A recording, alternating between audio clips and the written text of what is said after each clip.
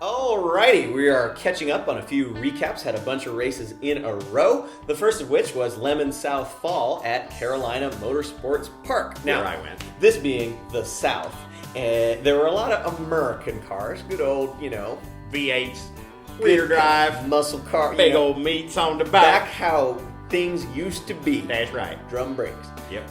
And actually, one of the best muscle cars was not really a muscle car at all. It was the car that won overall, which was this AMX. Yeah. Only it was not exactly an AMX. So really, this car showed up at a previous race. It is a BMW Z3. Now, you say, a Z3, that is not a $500 car. Well, you know what? They got it from Copart. They documented that. It was crashed. They sold all the interior stuff off. This really was a $500 car. But the last race, we gave him a bunch of penalty laps anyway, because, it's a Z3, right? Yeah, and so Judge Phil, he does this thing which he likes to do. When somebody gets a lot of penalty laps, they complain. Right. He gives them some kind of ridiculous challenge to do.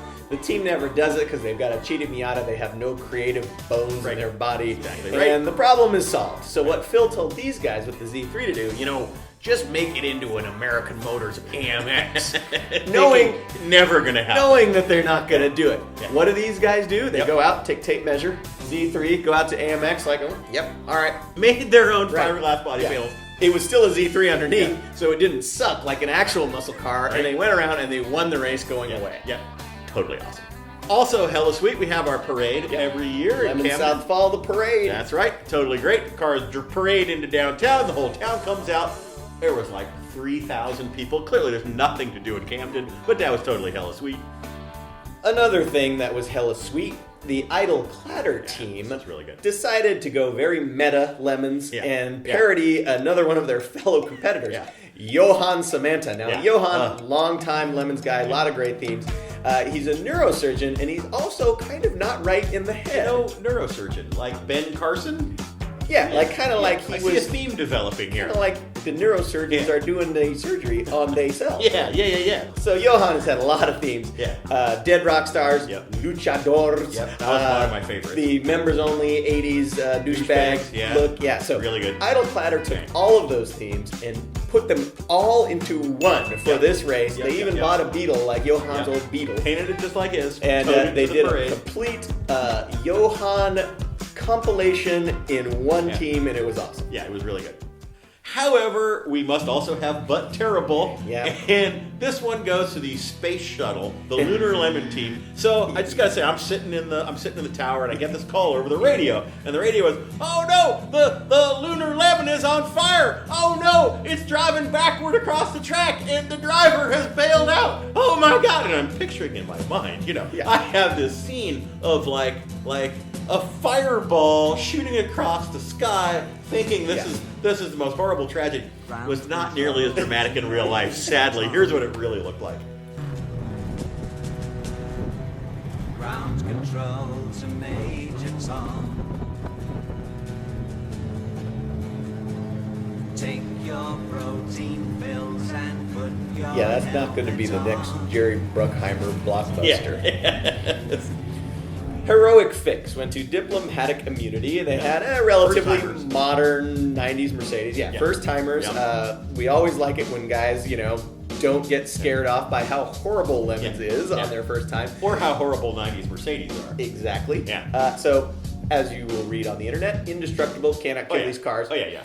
Instead, what happens is part of the drive shaft little flexible coupling went out, and it destroyed the entire car. Yeah. Totaled. Yeah. Did they go home? Did they give up? No, they didn't. They stuck it out, worked for 17 hours, and got it fixed, I think. Yeah, they did. They did. And then the wheel came off.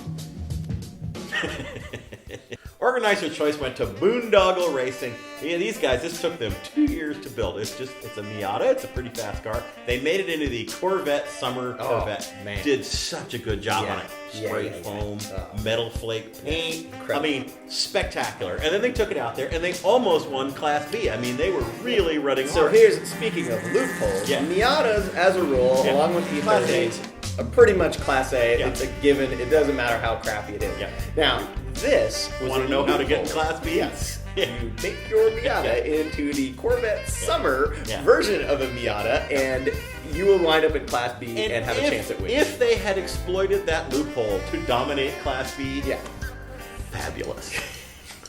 I got screwed. I mean, these guys, they must be like repairing the foundation of their homes with I got screwed trophies at this point. Yeah. I am, of course, talking about Team SOB, south of the border. Yeah. They had a Mark II Volkswagen that was always pretty competitive, and then it would do Volkswagen things, i.e. fire, wheel comes off, axle out, whatever. Piston through the bottom. And they would never quite get to the top step of the podium. Yeah. And so they finally gave up on the Volkswagen, figuring, probably not incorrectly, that take was... this anymore. Yeah, and you know, normally the car selection is much secondary to your organizational problems. These guys actually were an example of, you know, maybe the car really is holding you guys back. And so they went out and they got a BMW, and they figured, oh man, this is it. We're going to solve this blowing up problem, and then we're going to win. And sure enough, they went out. They drove flawlessly. The car ran great. No VW problems. Nope. And what did they do? They got beat by another BMW dressed as an AMX. With an AMX body on it. So they totally got screwed. Judges' choice went terminally confused. They did their usual fantastic barbecue. Kurt and Craig, as always, brilliant, delicious. However, there was a close second on this team, which is this team here, the Wile E. Coyotes. They built Phil this dynamite trigger. Okay, Index of Effluency, the IOE, went to a repeat winner, NSF Racing, out of Florida, and their brand is taking a car that could be a classic if it hadn't been parked in the swamp forever, and if you're looking at it from real far away. And if you don't know NSF. And if you don't know the people that are involved.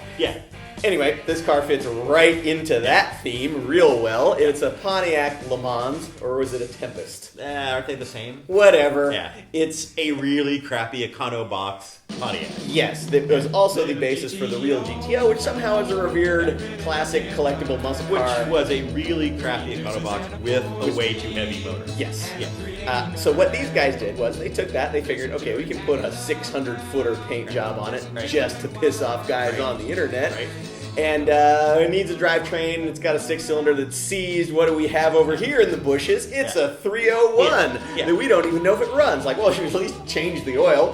Nope, not going to do that. The whole and I got the whole idea here was specifically, according to Bob at NSF, to piss people off on the internet. How many people can you make on the internet go, this is an outrage? And it worked. So many. And it was a terrible car. It overheated. It was bad.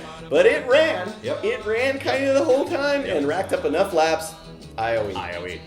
And that brings us. You thought we were done. We're not done. Sorry.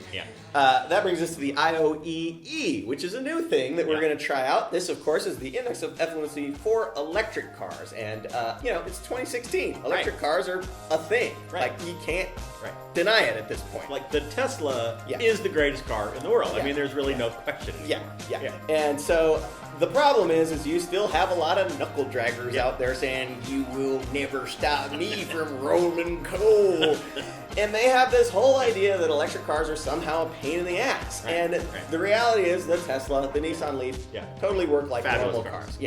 And however, this is probably what those coal rollers are thinking of when they're thinking of bad electric cars. So this is a Jet Electrica 007 from the 1980s.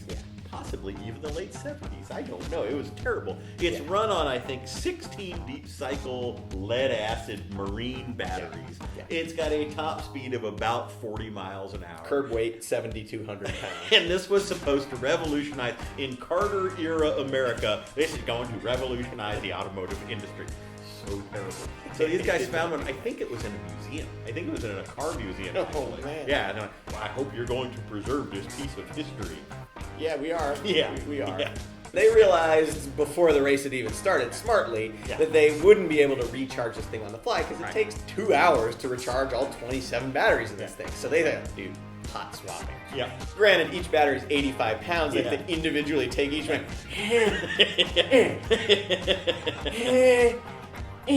Well, no, first actually they have to bolt and unbolt all of them in series. Exactly. So that takes 20 minutes. And so I think if they get one wrong, they like electrocute. It goes to 47,000 volts.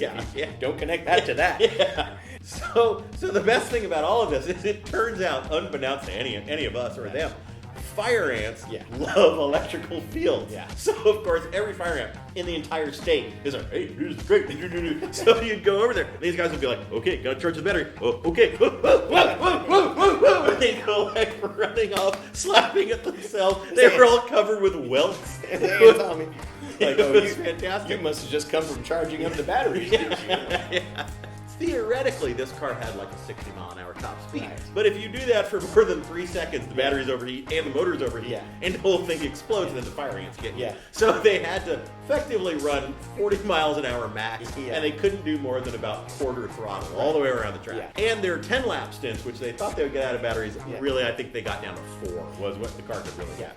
And you may be wondering, how are they powering these battery chargers that were Yeah. charging up the batteries? Now, of course, this is one of the coal roller knuckle dragger. Of course, it's coming from coal people burning newspapers to make that electricity. That's not eco at all. In this case, they were, again, So right. kind of right. Yeah. Because these dudes, to supplement the meager power Yeah. sources over there at CMP, had to bring portable Generators. Honda generator. Yeah, yeah. And so they were powering this entire bank of battery chargers with these generators. Yeah. And Gasoline. So we finally asked them, like, how much gas are you going through? Like, well, there are a lot. Yeah, but have you calculated like the miles per gallon? Yeah. 4. It's 4. Yeah. So, automotive industry totally turned on its ear. That's it. Here's Lemons in a nutshell. Down to Electric Avenue, and then we'll take it higher. Oh, we're gonna rock down to Electric Avenue, and then we'll take it higher. Oh no! Oh no! Oh no! Oh no! Oh Lord, we're gonna rock down to Electric Avenue, and then we'll take it higher. Oh, we're gonna rock down to Electric Avenue, and then